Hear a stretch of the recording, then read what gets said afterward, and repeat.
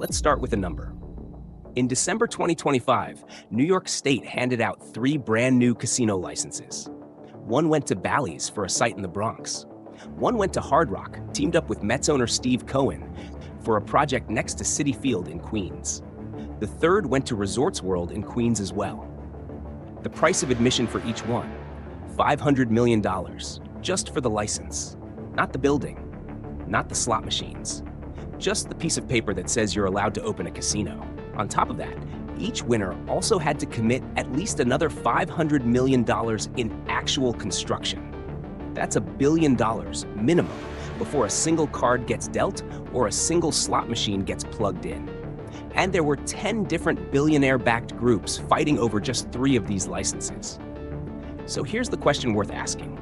What do you actually get for $1 billion in the casino business? And why does anyone think that's a good deal? That's what we're digging into today. Not the movie version of casino ownership, with mob bosses and suitcases of cash, but the actual math, the actual costs, and the actual risk behind one of the strangest businesses on the planet. A business that is mathematically guaranteed to make money and yet somehow, regularly, spectacularly loses it. Let's start with the engine that makes the whole thing run, the house edge. Every single game on a casino floor has a small mathematical tilt built into it in favor of the house.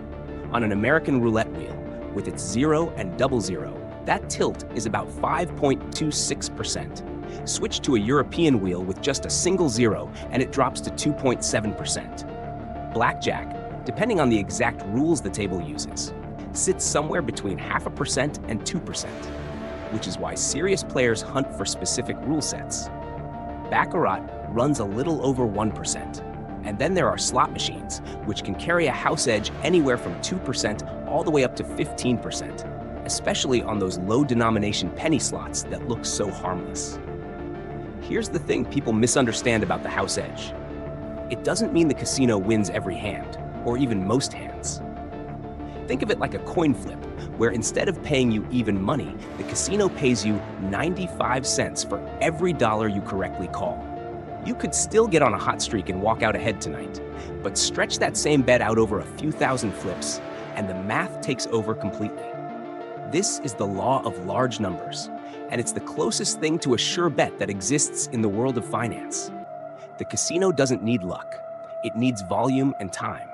And that's really the entire business model in one sentence. Average bet times decisions per hour times hours played times house edge equals expected profit.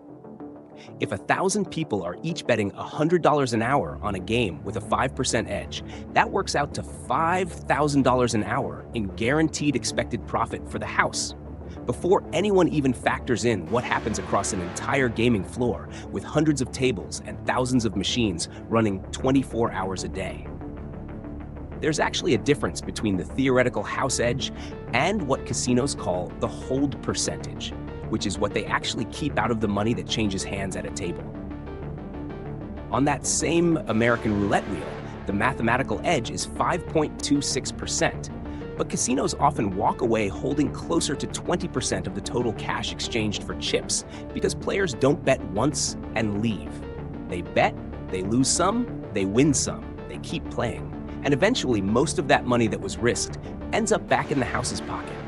Time on the felt, or time on the machine, is the single biggest driver of casino profit, which is exactly why casinos are designed the way they are. No clocks, no windows, free drinks, and a maze-like floor plan that keeps you moving past just one more machine. Now, if you had to bet on which games make casinos the most money, your instinct might say the glamorous, high-stakes card tables. It's actually slot machines, and it's not close. Slots generate over 60% of gaming floor profit in a lot of properties because they don't require dealers, they don't require thinking time, and they can run at a punishing pace, spin after spin after spin. Online, slots typically return between 95 and 97% of what's wagered back to players. In a physical casino, that return drops to somewhere between 93 and 96% because there's a building to maintain, staff to pay, and machines to buy at up to $20,000 a pop. Behind the scenes, slot manufacturers actually hand casinos something called a par sheet. which spells out exactly how that specific machine is programmed to pay out over the long run. Casinos are choosing their odds off a literal menu, and those flashy progressive jackpots you see climbing into the millions, a small slice of every single bet on that machine gets skimmed off to fund that headline number, which very slightly worsens the base game's payout in exchange for a prize that gets people lining up to play. But if you think the house edge is the whole story, you're missing most of the business. Casinos have gotten very good at monetizing you even when you're not gambling. Take comps, the free drinks, free rooms, and free meals that make you feel like a high roller. Casinos typically hand back 30 to 40% of your theoretical loss in the form of these perks. So if a blackjack player is betting $100 a hand, playing 60 hands an hour, at a 1% house edge, that player is mathematically expected to lose about $60 an hour. The casino might comp back $18 to $24 of that in free stuff. That sounds generous, until you realize the house is still banking the other $35 to $40 an hour, guaranteed, while making you feel like you're the one getting the deal. Then there's the rest of the resort. In Las Vegas, non-gaming revenue, meaning hotel rooms, restaurants, nightclubs, concerts, and shopping, passed gaming revenue years ago. Modern integrated resorts now pull 40 to 50% of total revenue from outside the casino floor entirely. Food and beverage alone typically generates 15 to 20% of a property's revenue, at profit margins of 25 to 30%, which is better than most restaurants manage on their own. The casino floor is the hook. Everything else is where a huge chunk of the actual profit gets made. So that's the revenue side, and it sounds almost unbeatable. Now let's talk about what it actually costs to sit on the other side of that table, because this is where casino ownership stops looking like a cheat code. On the small end, a modest local casino can be built for $2 to $5 million. A mid-sized regional property runs $10 to $20 million. Riverboat casinos land in a similar range, though operating costs, especially extra security for a floating property, can eat up 2/3 of revenue. Then you get to the real high roller tier, Las Vegas Strip resorts. When Steve Wynn built Wynn Las Vegas, construction alone took 5 years and cost $2.7 billion. And that's on top of the $275 million he paid just for the land, which used to be the old Desert Inn. A few years later, the Cosmopolitan came in even higher at $3.9 billion.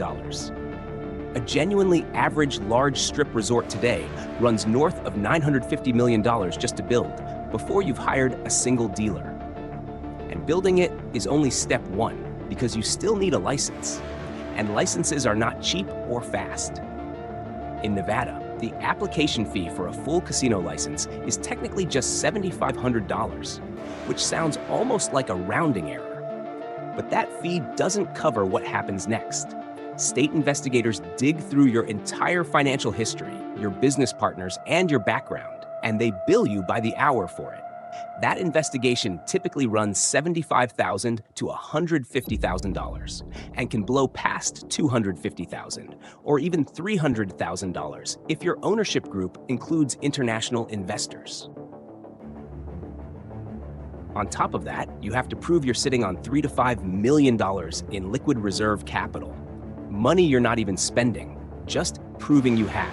And once you're actually operating in Las Vegas, per machine and per table licensing fees can add up to around $770,000 a year before a single dollar of tax.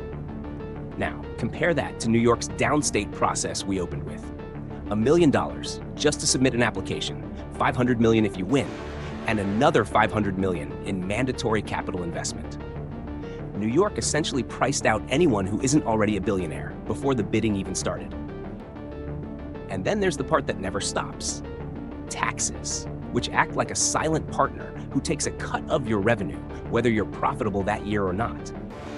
Nevada taxes gaming revenue at around 6.75%, which is famously low, and it's exactly why Las Vegas casinos can afford to be so generous with comps, promotions, and cheap buffets. Pennsylvania, by contrast, taxes slot machine revenue at 54% and table games at 16%, which is one of the highest rates in the country, and forces Pennsylvania casinos to lean much harder on table games and non-gaming revenue to stay healthy.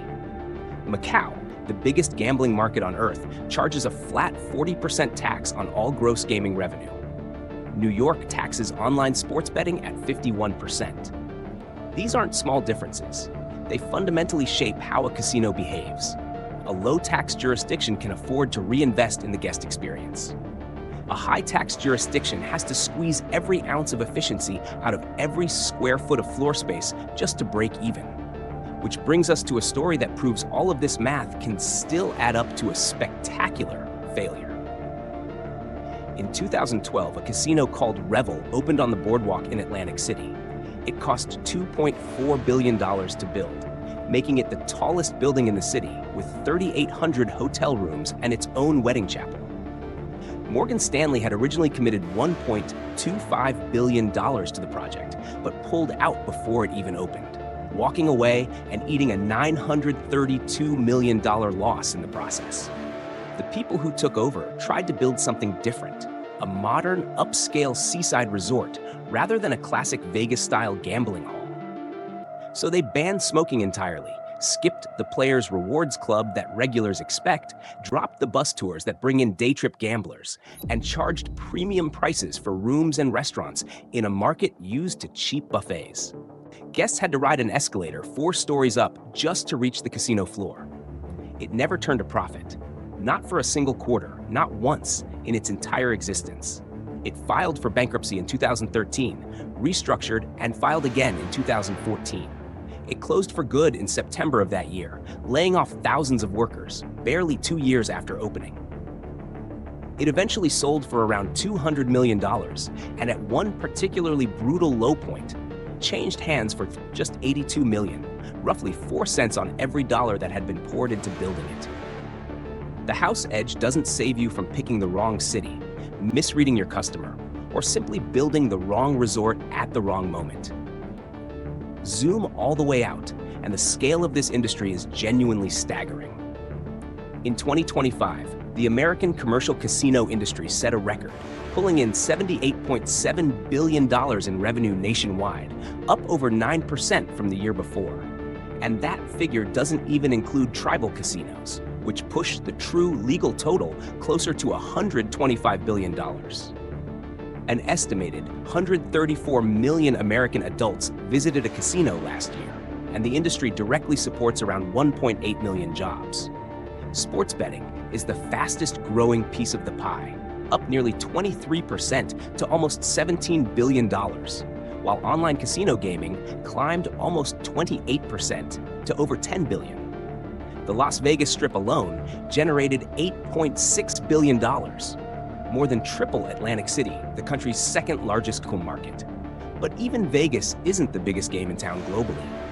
Macau pulled in $30.9 billion in gaming revenue in 2025, more than double the entire Las Vegas Strip, driven almost entirely by baccarat and high rollers, rather than the slot machine grind that defines American casinos. So what's the actual takeaway here? Owning a casino isn't a cheat code, even though the math at the table level really is rigged permanently in your favor.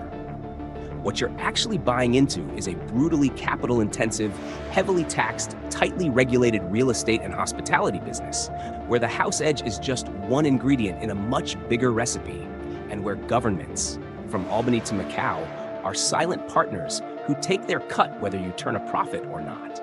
Get the location, the timing, or the concept wrong, and you can burn through $2.4 billion and end up with an empty tower on the boardwalk. That's the real story, hiding behind all that neon. The house always wins, eventually. The person who owns the house is never guaranteed anything at all.